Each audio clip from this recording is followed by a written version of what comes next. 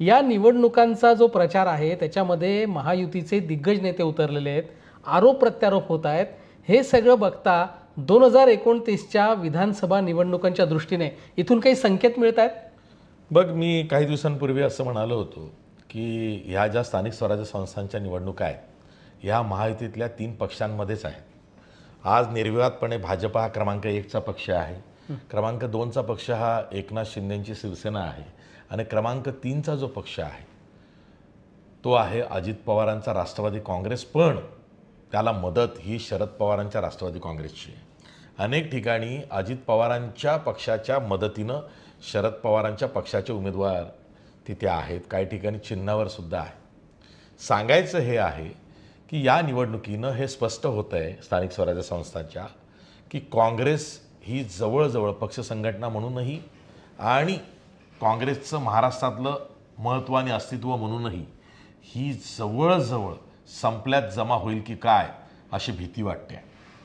कारण काँग्रेससारखा पक्ष जो महाराष्ट्रामध्ये सर्वाधिक काळ सत्तेत राहिला त्याची इतकी घसरण व्हावी, इतका गरितगात्र व्हावा की कार्यकर्ते सैरभैर व्हावे, नेते सैरभैर व्हावे, प्रदेशाध्यक्ष हा प्रवक्ता असल्यासारखा बोलावा आणि मुख्य प्रवक्ता हा ढुंकून पत्रकार परिषद न घेणारा हवा, म्हणजे अशी अवस्था काँग्रेसमध्ये मी यापूर्वी बघितलेली नाही।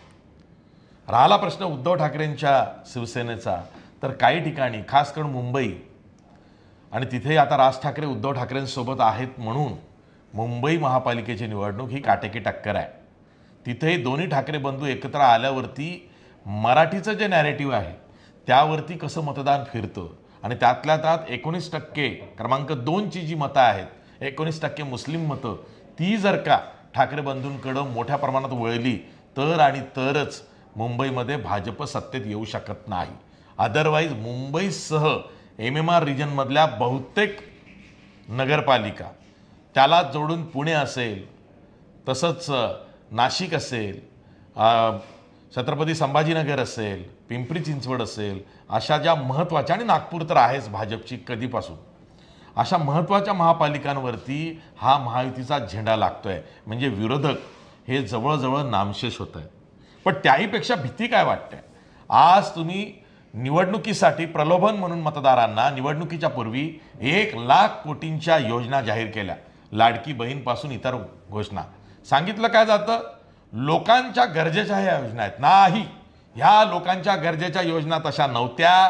ह्या योजना निवडणुकीच्या आधी मतदारांना प्रलोभन देणाऱ्या होत्या।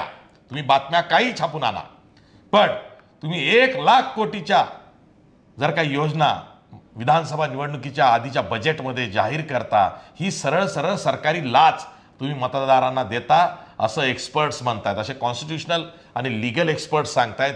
ज्येष्ठ पत्रकार, माझ्यासारखे पत्रकार ज्यांनी फील्डवर सगळं राबवलेलं आहे, आजवर काम केलेलं आहे, ते सांगतायत की तुम्ही मतदारांच्या घरामध्ये, तोही सरकारी तिजोरीतला पैसा दिलेला आहे, तुम्ही तुमच्या पक्षाचा सुद्धा दिलेला नाही आहे, सरकारी तिजोरीतला पैसा तुम्ही निवडणुकीच्या आधी दिलाय आणि आताही या स्थानिक स्वराज्य संस्थांच्या निवडणुकासाठी त्या योजना तशाच कंटिन्यू ठेवताय। ह्या विकास कामांच्या योजना आहेत, ह्या लाभार्थी योजना ज्या आहेत ह्या कसल्या विकास कामांच्या आहेत, आणि त्यामुळे काय होतंय, जी विकास कामं, जी नागरी सुविधाची कामं व्हायला पाहिजे ती होत नाहीये।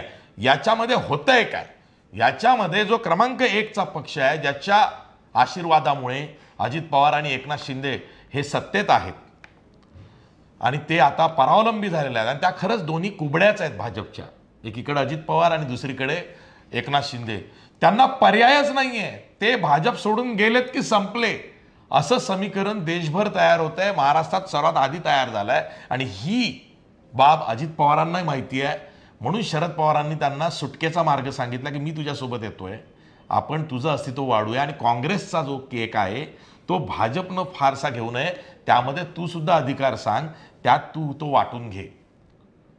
कारण शिंदे हिंदुत्वाच्या मुद्द्यावरती भाजपला पार करू शकत नाही, आणि मराठीच्या मुद्द्यावरती जेव्हा बायोलॉजिकल वारसदार ठाकरे ब्रदर्स, ठाकरे बंधू एकत्र येत आहेत तेव्हा शिंदे मराठीचा अजेंडा पुढे राबवू शकत नाहीत। पण आता होतंय काय, त्यांचे जे ठिकठिकाणचे शिलेदार आहेत आणि तिथे ते वर्षानुवर्ष असल्यामुळे आणि शिंदेंबरोबर सुद्धा निवडून आले असल्यामुळे त्यांच्या नगरपालिका, नगरपंचायती तिथे ते जोर लावून महायुतीचा निवडून आणू शकतात, म्हणून मग शिंदेंचा पक्ष जो आहे तो क्रमांक 2 वर येतोय।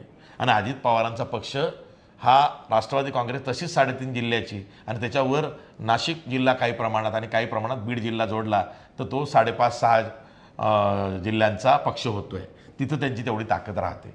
त्याला अजित शरद पवारांची आल्यामुळे काँग्रेसचा केक कापला जातोय. सांगायचं हे आहे की भाजपनी आता जसं तू म्हणालास की 2029ची जी तयारी आहे ती इथूनच सुरू केलेली आहे. महापालिका निवडणूक ही 15 जानेवारीच्या दरम्यान महाराष्ट्रातला लागतील. मुंबई महापालिकेसाठी 15 ते 20 जानेवारी दरम्यान साधारण मतदान होऊन मतमोजणी निकाल लागलेला असेल. तोपर्यंत भाजप हा निर्विवादपणे अशा ड्रायव्हिंग सीटवरती येणार आहे की त्यांना या कुबड्यांची गरजही पडणार नाही. पक्ष संघटनेच्या दृष्टीनं ते निर्विवादपणे नंबर 1 झालेले असतील. त्याचबरोबर त्यांनी आता काय सुरू केलेलं आहे की जिथे भाजपचा आमदार नाही आहे तिथे अजित पवारांच्या पक्षातनं घे, शिंदेंच्या पक्षातनं मातब्बर लोक घे आणि तिथे उद्या जर का स्वबळावर भाजप 2029ला लढतो म्हटलं तर तिथे आपले सुभेदार त्यांनी ठिकठिकाणी उभे कर. त्याचं सर्वात मोठं उदाहरण म्हणजे अणगर. राजन पाटील यांना भाजपने का घेतलंय 20-25 दिवसांपूर्वी? ते यासाठीच घेतले की तिथे त्यांच्या माध्यमातून आज तिथं राजू खरे नावाचा अजित पवारांचा आमदार आहे, तिथे उद्या भाजपचा आमदार आहे. असं शिंदेंच्या अनेक ठिकाणी प्लस जिथे भाजपनी जागा गमावल्या किंवा दुसऱ्यांनी कोणी जागा गमावल्या तिथे भाजप आपलं ग्राउंड तयार करतंय. 2029ला ह्या कुबड्या भाजपसोबत नसतील हे एव्हाना एकनाथ शिंदेंना कळलंय आणि म्हणूनच त्यांची चाचपड चाललेली आहे. म्हणूनच ते इशारे देत आहेत, दिल्लीवारी करतायत, स्वतःचं उपद्रव मूल्य न्यूसेन्स व्हॅल्यू दाखवण्याचा पदोपदी प्रयत्न करतात. अजित पवार पूर्णपणे हतबल आहेत आणि पार्थ पवार प्रकरणानंतर ते सर्वस्वी देव पाण्यात बुडवून आहेत. अमित शहा आणि देवेंद्र फडणवीस यांच्या पलीकडं अजित पवारांचं जग आता उरलेलं नाही, कारण ते बोलके बाहुले हे भाजपचे झालेले आहेत. अशा परिस्थितीमध्ये 2029ला ह्या कुबड्या बाजूला सारून भाजप स्वबळावर स्वतःचा मुख्यमंत्री आणायचा म्हणून स्वबळावर निवडणूक लढवू शकेल. पण यामध्ये काय होतं हे लक्षात घ्या. मराठी माणसांनी जे 2 पक्ष स्थापन केले होते, शिवसेना आणि राष्ट्रवादी काँग्रेस, हे दोन्ही पक्ष पूर्णपणे निकामी झालेले असतील 2029ला आणि भाजप असेल ड्रायव्हिंग सीटवरती, काँग्रेस संपलेली असेल, मराठी माणसांचे पक्ष गेलेले असतील. अशा परिस्थितीमध्ये आज महाराष्ट्र आलेला आहे. याला जबाबदार कोण आहेत याचं आत्मपरीक्षण एकनाथ शिंदे आणि अजित पवारांनी करावं. अगदी बरोबर आहे. आत्मपरीक्षण सगळेच करतील अशी अपेक्षा आहे. पण आता इथून पुढे महापालिका निवडणुका झाल्यानंतर मोठ्या निवडणुका नसतील, त्यानंतर ज्या निवडणुका येतील त्या लोकसभा आणि मग लगेचच विधानसभेच्या निवडणुका असतील.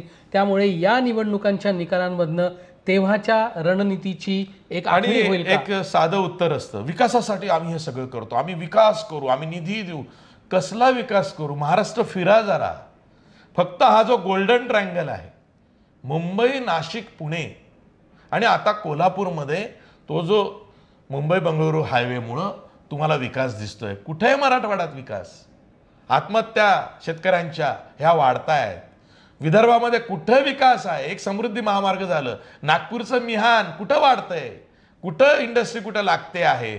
नुसतंच आपण भूमिपूजन आणि उद्घाटन करून ठेवली आहे. चालना कुठं मिळते?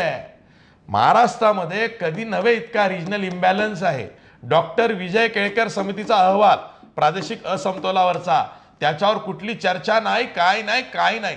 आम्हाला फक्त आणि फक्त आता वाढवण बंदर, 4थी मुंबई, 3री मुंबई आणि गडचिरोलीचा आयन हब आणि 85,000 कोटींचा तो शक्तिपीठ महामार्ग महाराष्ट्रावरती लादायचा आणि त्यामध्ये भूसंपादन करायचं आहे. सरकारी कामांसाठी भूसंपादन म्हणजे शेत जमीन निकामी होणे. देशात सर्वात जास्त शेत जमीन ही संपादित केली गेलेली आहे प्रकल्पांसाठी. हे भूषणावं नाही आहे. जो कृषीप्रधान महाराष्ट्र होता त्याचं ते महत्त्व संपत चाललेलं आहे आणि जास्तीत जास्त जमीन ही अधिग्रहित केली जाते आहे. ही भूषणावं नाही, याचा साकल्यानं विचार व्हावा. प्रादेशिक असमतोल यांनी वाढतंय. वाशिम जिल्हा नवीन जिल्हा आहे सर्वात. 5-5 हायवेज चाललेले आहे. विकास कुठे आहे एवढे हायवेज जाऊन? मग हे हायवेज काय चाटायचे धरून की ज्यावरती रस्त्या महामार्गांवर तुम्हाला गाड्या दिसत नाहीत?